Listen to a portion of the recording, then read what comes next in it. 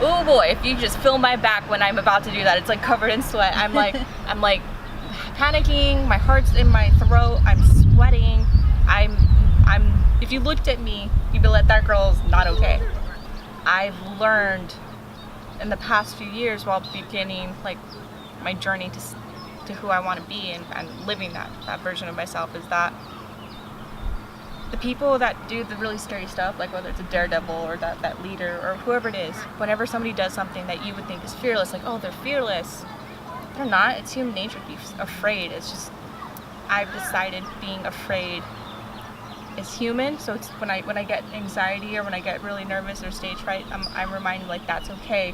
Embrace it. Like it's okay to be scared. Just don't let it stop you. So a lot of the time.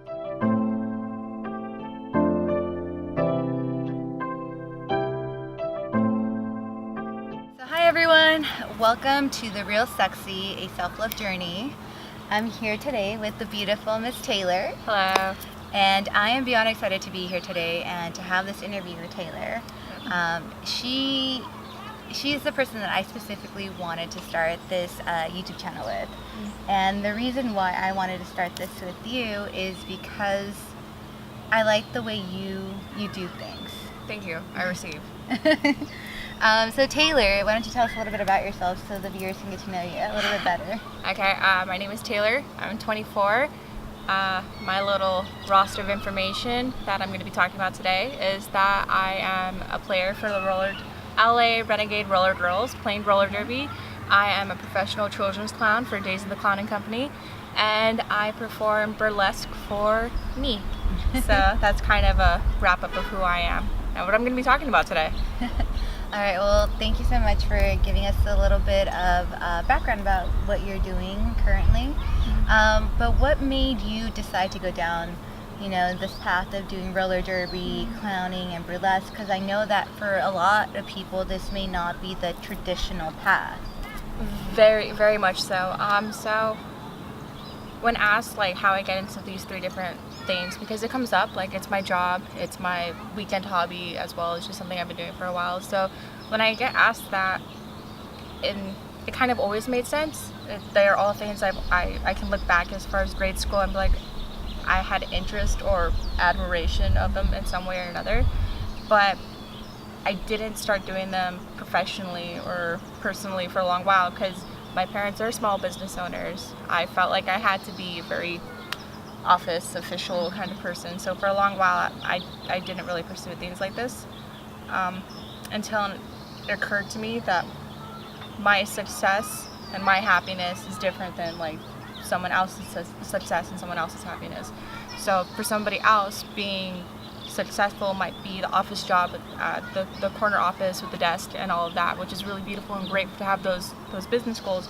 But instead of fighting it, I just accepted and embraced the fact that my success and my happiness was hitting a new personal best in roller derby, was going on stage, even though I have crippling stage fright. I was applying for that clown job, even though some people think I'm joking when I say it's actually my job. So I guess I kind of I was always meant to be in these fields. I was always meant to pursue them. But I finally did it once I understood that it's not wrong for this to be my happiness and this to be my success story. So you mentioned a couple of different things that I would love to talk about. One is, stepping outside of your comfort zone and going into, I guess some would call the unknown. And even though you have crippling stage fright, like you said, you still step up and step in. So what are some of the things that helps you get in that direction, or head out to that direction, sorry? Yeah, no, you're right. So I've had stage fright as young as I can remember, and I've been suffering with social anxiety for pretty severely for the past couple of years, for the most part my whole life. So every time I do any of these things, so all of them are entertainment in some way or another. I am in the public eye one way or another, and oh boy, if you just feel my back when I'm about to do that, it's like covered in sweat. I'm like panicking, my heart's in my throat, I'm sweating, if you looked at me, you'd be like, that girl's not okay. And it's because I'm not, but I've learned in the past few years, while beginning like my journey to who I want to be and living that version of myself, is that the people that do the really scary stuff, like whether it's a daredevil or that leader or whoever it is, whenever somebody does something that you would think is fearless, like, oh, they're fearless, they're not. It's human nature to be afraid. It's just, I've decided being afraid is human. So it's when I get anxiety or when I get really nervous or stage fright, I'm reminded, like, that's okay. Embrace it. Like, it's okay to be scared, just don't let it stop you. So a lot of the times now when I do stuff, I'm still really nervous. Like, this is really nerve-wracking, but I guess the difference now here, as opposed to maybe 2-3 years ago, is when I get nervous or stage fright or scared, the difference is now I actually still follow through. Like my goal and my mindset now is commit and follow through, instead of letting like that little voice in my head tell me, it's like, just give up, don't even try anymore. I can definitely resonate with a lot of what you're saying. Some of the viewers, or I'm pretty sure you don't know, but Taylor and I were talking about this on the way over here, how nervous I am to be doing, this, and how prior to coming over here, it was like, I can't believe I'm doing this. And yet, it's like, okay, I'm still showing up. I'm still going to take that step and go into the unknown.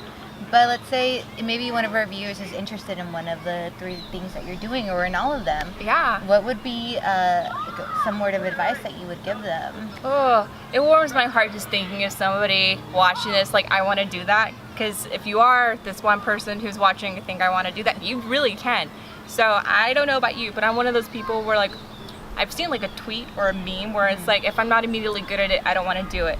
And gosh darn it if I'm not guilty of that. And I was not good at any of these things when I first started. Like, that's just a factor about it. Like, for roller derby, I broke my ankle on the first practice. For clowning, I nearly had like a panic attack at my first job. And for burlesque, I was just flat out not good in the beginning. And I guess for all of them, it just starts with being okay with that. Like, being a little bit crazy to be like, that went terribly, I want to do it again. But basically not give up. So far, we're like, any of these things, it's really just taking the initiative to look it up, or taking the initiative to see if one of these communities, or maybe even another, maybe this is just a sign. Like, maybe your roller derby is baking, or whatever it could be, that this is speaking to you about. This is the sign of taking initiative and just looking it up. For roller derby, I've always wanted to do it, but I just looked up roller derby teams in my area and I found a couple. I went to orientation and I just followed through with it. Same with burlesque, I looked it up and followed through with it. Clowning is the one thing I didn't look up specifically but found me. And once I saw the advertisement for it, the job ad, I just followed through with it. So with all of these communities as well, whatever it is you personally might be thinking, it's really just taking the initiative and making it so. Because I don't follow through with a lot. Like, it's something it's something I'm trying to change and take responsibility for. Right now that you were mentioning all of this, a couple of different things came up. It's like 2 different quotes. One is, someday, it could be someday, or this could be day one. Yeah. Yeah, so I had the same thing, like, someday I'll do this, someday, that will be the goal that I accomplish. And taking steps like, you have and I am right now, it's no longer someday. Yeah, like, Noemi has, and I have met up a couple times. Like, she's told me about this project. We've met like once or twice to talk about like this video specifically. And one of the times we were meeting, she told me the concept was 15 minutes. Like, 15 minutes of doing something adds up. Like, eventually 15 minutes for 3 days. Well, 45 minutes in total of active, like, practice, active research, whatever that could be. And like, I've been applying it since then. Like, 15 minutes of like putting on my skates and practicing. 15 minutes of making my costuming for burlesque. It's just like, whatever your 15 minutes is, you're right. Your 15 minutes could be day one if you just like, it doesn't have to be as overwhelming or daunting or scary if you just break it down. I get really overwhelmed by like, oh, there's so much to do, I don't even know where to start. It's like reminding myself that the pessimistic voice is making this project I want to do, whatever it may be, scarier than it has to be. Yeah. So it's just like, as long as you're trying, as long as you're doing, that's all that matters. Even if you're failing miserably, tomorrow if you try again, you'll do a little bit better.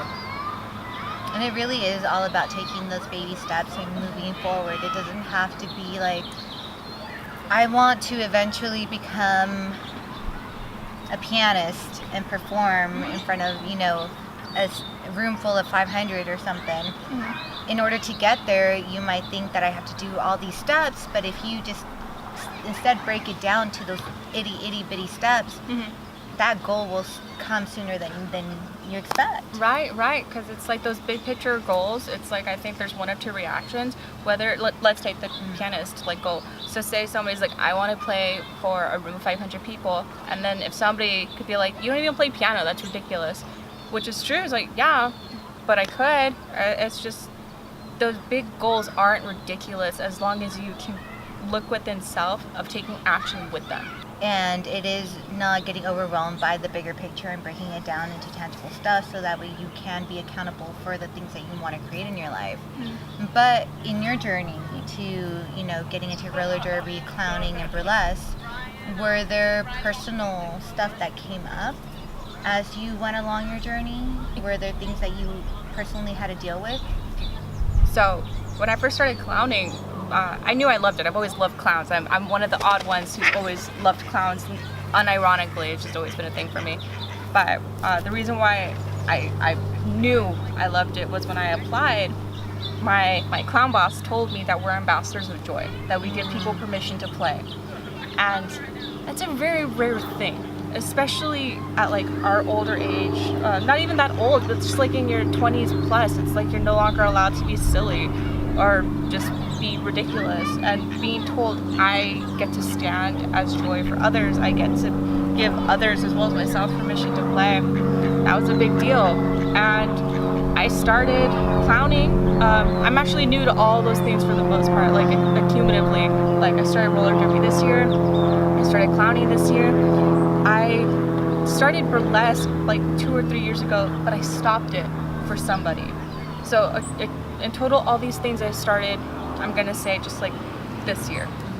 And with all of them, they've all helped me through really difficult obstacles in my life. This past year, I've experienced something in my personal life that today is probably the hardest thing that I've endured, which is fine. That's okay, everyone lives a long life. But being told I stand for joy for others was also, in a way, saying I stand for joy as myself. Like going into work on a really, really frustrating, difficult day. Like driving into work, trying not to cry because I will literally be a melted clown, just like ridiculous. Or going into work where I'm like white knuckled because of how angry I am. Taking a deep breath and then going in to play with children and just be silly and like paint their faces and make balloons and magic tricks that aren't really that good, but it makes it smile. Every time I would leave, I would just have a moment of acknowledgement, like, wow, I feel a lot better. I feel so much better. So all these things that I'm doing right now found me in a time of my life where I think it's how I was able to continue forward in a lot of ways. And having that permission to play, having that permission to be joy for people, let me be that for myself. So the obstacles I've faced have been following through with it. Because a lot of times I'd want to call out, it's like, I can't go today. I can't imagine being joy for someone if I can't even imagine it for myself right now. And so that was a really wonderful lesson of following through with things when you think you aren't strong enough to do it. When you think that you can't possibly emotionally, physically, skills, that whatever it is, where you think you can't do something, but giving yourself the chance to try has been so rewarding in the past few months. Because I'm realizing in the past few months where I thought that I was too weak to even attempt, I've succeeded. And that's really a great feeling to be able to say that authentically. And that's very powerful too. Yeah. So, Taylor, sorry. What you just said, I think, speaks on many levels. things that people could take into their everyday life. I mean, thinking that you may not be strong enough, but choosing to and showing up for it and leaving feeling better than when you went in, I think it's a very powerful thing. People surprise you. I feel like you can surprise yourself. Like, I don't know who said it or what said it, but there's like that quote or that thought: if you talk to your friends the way you talk to yourself, you wouldn't have friends. So the way I talk to myself tells me that I can't. But I surprised myself, just like you might be able to. So it's really the mentality of, we talk to ourselves in a way we wouldn't even think about talking to our best friends. So give yourself a chance to surprise yourself and thinking that you can do it. Whatever it is for you. And basically that's the biggest thing I've taken away from clowning, probably. Is there,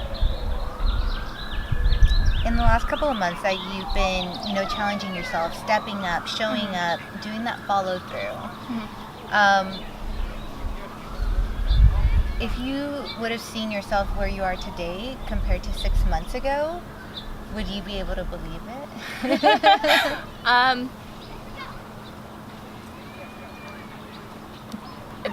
That for some reason is a hard answer, because part of me wants to be optimistic. I was like, yeah, I can believe that, because I believe that people can improve and change and do better. But I also would have a really, really hard time believing it, because to be really frank, didn't think I'd be alive right now where I was a few months ago. And so the fact that I'm even here is such a beautiful, beautiful feeling. And so where I was then, I don't think I would have believed it, because I didn't see a lot in the days in general. So to go from there to here, to where I'm just so grateful to have a 2-hour birthday party to play with some kids, or practice with the roller derby team on Wednesdays or Sundays, or just whatever it is that I'm doing that day, just to be grateful for that day. I guess the honest answer is I wouldn't have believed it, but I'm so grateful to have seen it. You have definitely struck a chord, and you've said a couple of different things. Now, if there's someone who is currently struggling and was in a situation where you were 6 months ago, is there a piece of advice that you would give them to have them continue pushing forward and have them, to find a passion, to find something that can keep them pushing forward? And it's different for everybody. Whatever it is you're going through, whatever situation you're enduring, it's different for everybody. So the level of frustration or sadness is different, but either which way. For me, I was really lucky to have one person in my life, my partner Daniel, who believed that I was stronger than I saw myself. Moments where I felt like I couldn't possibly be strong enough to move forward, he would not challenge me, but he would invite me to see what he saw. And it's not even about like find a partner, it's find things outside yourself that help keep you on track, and let others be there for you. That resonates so much, because in my own personal journey, I've pushed others away, and I got this, I can do this, I'm strong, I'm good, I don't need anyone else's help. And there's so many individuals who want to love you, want to be there for you, and want to see you succeed and be great. But if you push them away, if you don't allow people in, even if you don't ask, like sometimes all they're doing is waiting for you to ask. Yeah, and to add what you said about pushing them away, it's also like the mentality of like, oh, I'm a burden on them. I couldn't ask somebody because I'd be a burden on them. It's like, how many people would you be there for in an instant if they asked you? How many people, like I could name so many family and friends, even if somebody on the street looked like they were in distress. Like, it's not that hard to imagine being there for somebody, but for some reason when it comes to us, we're like, no, that's a burden, that's too much trouble. It's like, no, it's reaching out also is understanding that you're not a burden on people. You'd be surprised how many people care about you more deeply than you think if you just reach out. my mom calls me like a hodgepodge of weird, which is true, but beautiful, and she believes it's beautiful. But there are some people who certain aspects of me rub them the wrong way, which is fine. Not everyone's gonna like you, that's okay. But for me to authentically pursue and be the person I am, I needed to be with people that supported that vision. And it's not, no one's a bad person. No one's bad for understanding that sometimes there are people in our lives that aren't supporting us in the best versions of ourselves. And it's painful, but sometimes you have to take a moment to acknowledge the fact that this isn't good for me, this is potentially not good for them, and it's okay to give yourself permission to part ways and give them and yourself opportunities to surround yourself with people, communities, lifestyles that are better suited for what it is you're trying to do, or even just like health-wise, like supporting you in better health decisions. Well, as I was saying, thank you again for coming by and giving us a glimpse into your life and your challenges and obstacles that have come your way. And you know, you are a strong, beautiful, joyful woman. And before we head out, I have one final question. Mm-hmm. And my final question is, if you could travel back in time and see the younger you at a point in time where you were hurting the most, and you could give her some piece of advice, what would you tell her? I would tell her that I know it's hard to imagine a world that isn't what it is right now. I know it's hard to even imagine a life that's different than what you're feeling right now. But I promise you one day you're going to be a version of yourself that you actually kind of love, actually kind of like being. And it's okay to feel what you're feeling, just knowing that one day it'll be different. And I love you.